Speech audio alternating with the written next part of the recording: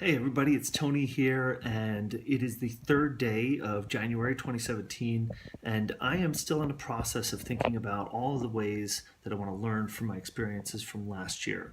One of those things is when I think about politics and the way that that's all gone down, I noticed that for me and for a whole lot of other people, what happened last year, and even going back into 2015, is that I found myself treating my citizenship and the election that was happening like a reality show. And citizenship isn't a reality show.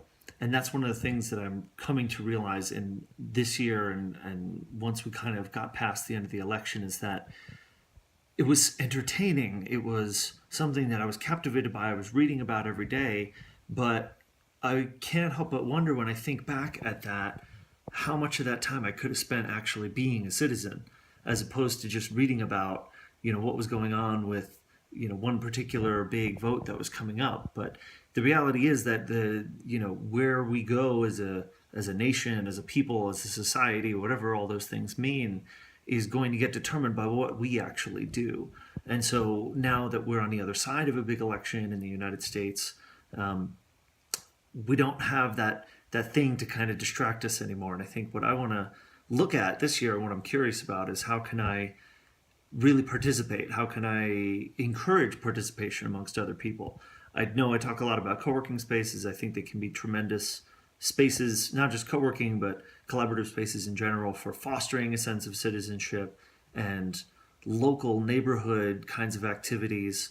I did an interview with a gentleman named Matthias who runs a co-working space in Sao Paulo, who just blew my mind with some of the neighborhood kinds of activities that he and his people have done. And so I think I want to do more of that. I want to think about how to encourage people to do more of that. And I want to treat co-working as a vehicle for that, but I want to think about just citizenship in general, how we can foster a stronger sense of it.